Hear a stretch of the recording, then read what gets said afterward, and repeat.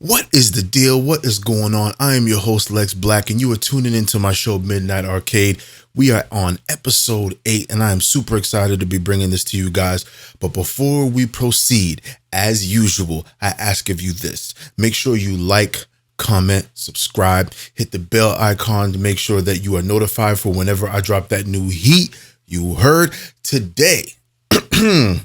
Yeah, we are talking about Boruto chapter 65, but we'll get into it after the jump.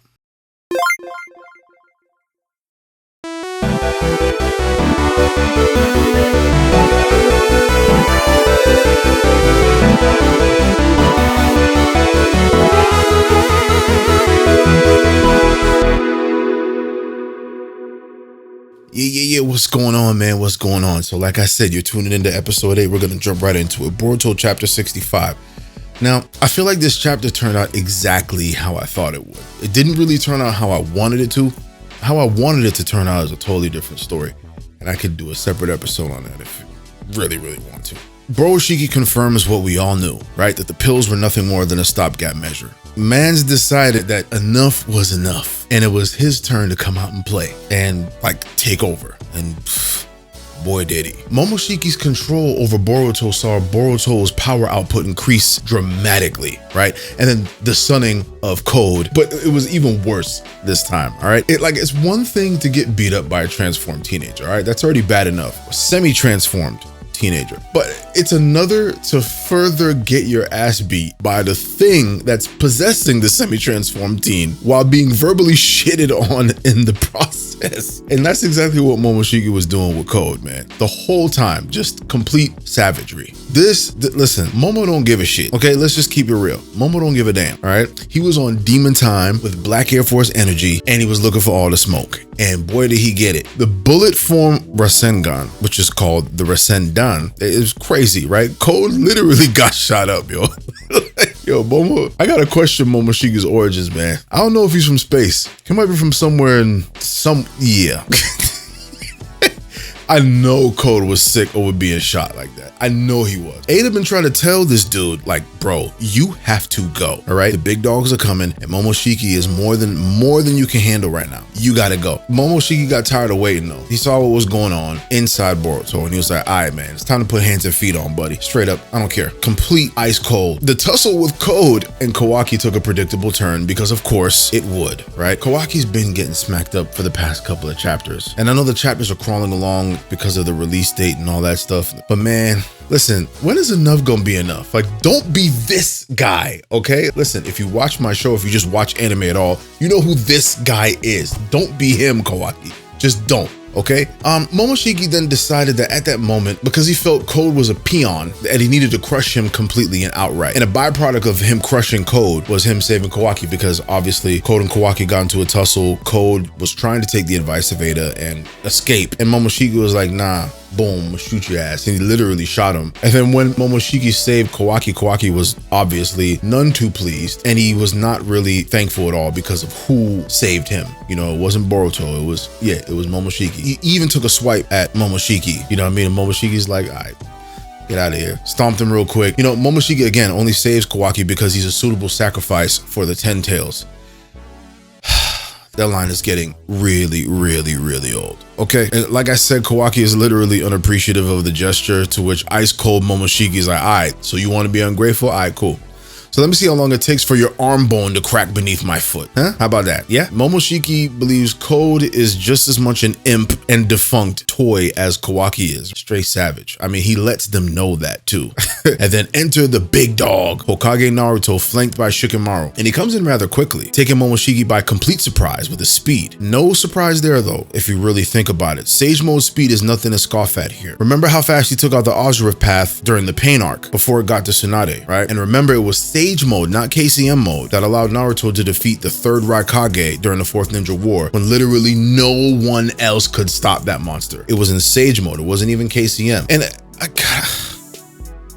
look, y'all, I have to elaborate on this. I really hate these writers, and I don't mean hate in the true sense of hate. All right, I dislike the writer's direction. I really just dislike where they're going, man. Like, what are they thinking? Because, you know, at some point we're gonna have to fight, okay? Me and the writers, we're gonna have to fight, okay? Cool, y'all? Okay? Because damn, do they make some of the smartest people in this story, some of the smartest characters in this story with the highest IQs and the most common sense so damn stupid at times, man. I mean, you mean to tell me Sasuke Uchiha, the great Sasuke Uchiha, the genius both in combat and out of combat, that Sasuke Uchiha, okay, with a potent Eternal Mangekyo Sharingan and with top tier deductive capabilities, was somehow unable to track down a cat that leaves claw marks everywhere. Like, literally.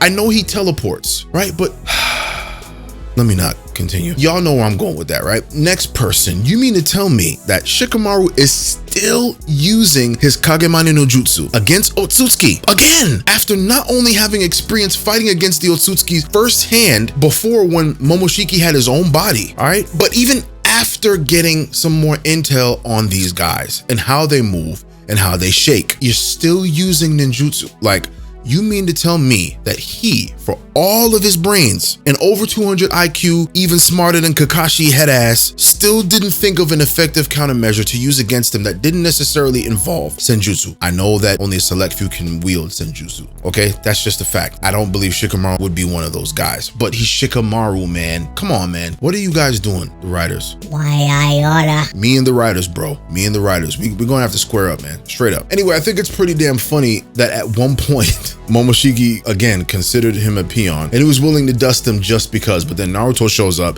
the Naruto, right? The one who, when they first fought and they were throwing them things, he was keeping up with Momoshiki without Kurama mode, no Sage mode, and half of his chakra was gone, and he was fighting Momoshiki to a stalemate, all right? That Naruto, who ended up beating the brakes off of old boy, all right, with Sasuke's help, obviously. Momoshiki made a split-second decision at this point, and he was like, all right, man. Nah, Code, yo. What's up, man? You want to help me with this guy? To which Code happily obliged. Let's sigh. Remember what I said about Code not being that smart, right? Yep. Still true. Because the guy just tried to disintegrate you 2 seconds ago. Mere seconds ago. With an insane massive Rasengan. He's been spamming them this whole fight. And might I add, Boroshiki's just casually throwing them. It's not, like, it's no problem. And you didn't even think for a second, like, maybe this guy's just fucking with me, right? You're just gonna just magically join him all of a sudden, right? Golly, man. Anyway, so they join forces because they recognize that the boss is in town, and if they don't get their shit together, they're both gonna get stomped, because everybody's been gassing Code and all of his, and I've been saying this ever since I started the show, that yeah, Code might be powerful due to narrative purposes, but if you really think about it, I just didn't believe it. I was right to believe so, because look at how Boroshiki is stomping them left and right over here. And might I mention, I don't know about y'all, but this isn't a look of resignation. It's more like a look of, yo, I swear to God, once I get a chance, I'm gonna fuck you up. That's not the oh shit. Like, I know he said, what am I gonna do? But when he went like this, and then the way how he was looking, it was like, right? Y'all, I definitely forgot to mention kind of an important plot point within chapter 65. When Naruto initially shows up and saves Kawaki from Kodo Boroshiki, I can't remember at what instance, because he was captured by both of them. You gotta be a real, like I said, when is enough, Kawaki, man? Well, enough was enough at the end of the chapter, but I digress, okay? One of the important points here was that Kawaki was pissed that Hokage Naruto showed up, because he's like, bro, my plan is ruined now. Like, what are you doing? But Kawaki, you should know better. Even though he kind of came through at the end, you know, absorbing the massive Rasengan from Momoshiki via Boruto. Just figured I'd mention that. So back in Konoha, right? Number one, we're switching gears here. There's still no sign of Sasuke, as I mentioned earlier. Maybe I'm off. All right, maybe Sasuke is pulling a Kakashi versus Hidan and Kakuzu, and where he sneaks up on him and takes him out. Maybe that could be that, right? Because I just refuse to believe that Sasuke is that lost or off track in searching for Code. Number two to this, Sai's discussing the situation at hand with Shady McGrady, aka Amado, And of course, Shady Amado was unreadable. Hey, shout out to the homie Patel, who commented on one of my other videos covering Boruto, specifically talking about Amado. And he states, and I quote, "This may be a stretch, but I personally believe that Amado has limitless potential to be a fantastic villain and not just a villain for the chakra fruit, especially if he teams up with his new Kara that we have gotten. I mean, the boy, I don't know if he meant big brain or outbrained not only Shikamaru, but a goddamn Otsutsuki." That's a very interesting observation. Another interesting observation, Shikamaru getting caught because he was caught slipping. Kawaki was getting caught slipping. And I found something that I largely agree with here, and I've been saying for the better part of a month about Naruto, and I will repeat it and I will reiterate it. I think that Naruto is actually a style matchup nightmare for Code. Senjutsu and Taijutsu are the things that Naruto has in abundance, right? And those are also the keys to beating Inotsutsuki, as ninjutsu can be absorbed by karma. Even worse for Code is that his karma can't absorb shit, okay? So Naruto has the freedom to either use sage-infused chakra-based ninjutsu or standard ninjutsu. Either one will work. In his enhanced sage mode, are you kidding me? Do I really have to say more? Do I really have to say more? Peep this quote from Saint Hokage on IG. He says, and I quote, "In the recent Boruto chapter, we got a clearer idea of the actual power scale. Momoshiki is massively stronger than Code. Secondly, even without Kurama, Naruto is still powerful enough to pose a threat to both Momoshiki and Code." Okay, in that sentence, he says Momoshiki and Code, he means at the same time, okay? So much so that both had to resort to taking hostages, as I pointed earlier, Kawaki and Shikamaru, to limit Naruto's range of action and avoid a direct confrontation with him. All right?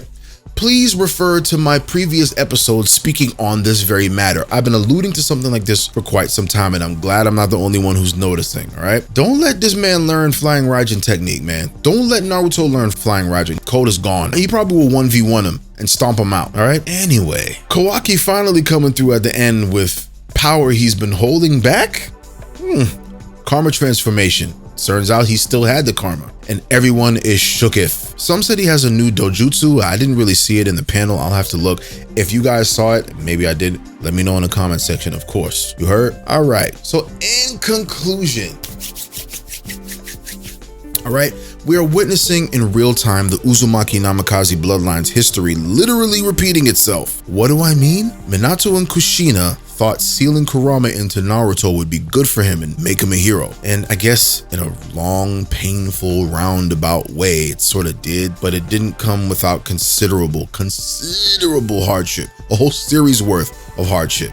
You understand? Now, key in on that sentence, a whole series worth of hardship. There's a point that I'm gonna get to after. Naruto ends up following in his father's footsteps when he wanted Boruto to gain invaluable battle experience by landing the final blow on Momoshiki when Momoshiki had his own body and he was still alive, right? But of course, that was a rookie mistake. Hindsight is 2020, I guess, right? I think it's pretty obvious that the parallels between father and son exist heavily now at this point, right? Momoshiki is to Boruto as Kurama was to Naruto. For a good portion of the series, we obviously know that Kurama was antagonistic towards Naruto, but intervened often enough when the proverbial shit hit the fan and saved Naruto's ass time and time again. Momoshiki showing up here with his complete lack of regard for Boruto is bringing back memories for me. I don't know about y'all.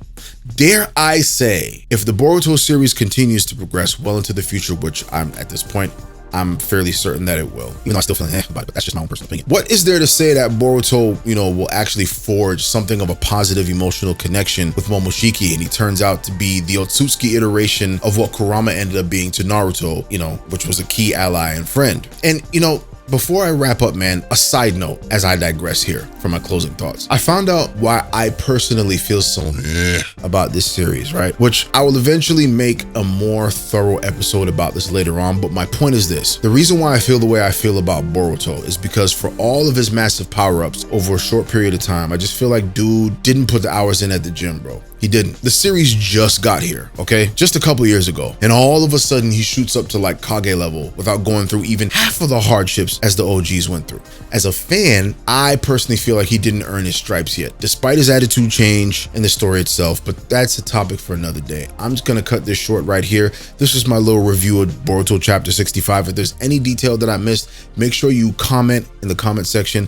Hit me up. Let's talk about it. Let's have the discussion. I love this stuff. I love having you guys. I love being able to create this content for you guys. So let's have a discussion about it. Again, make sure you like, comment, subscribe, hit the bell icon to get notified for whenever I drop that new heat. I am Lex Black. This is episode 8 of my show Midnight Arcade. Stay tuned for episode 9 and we gone.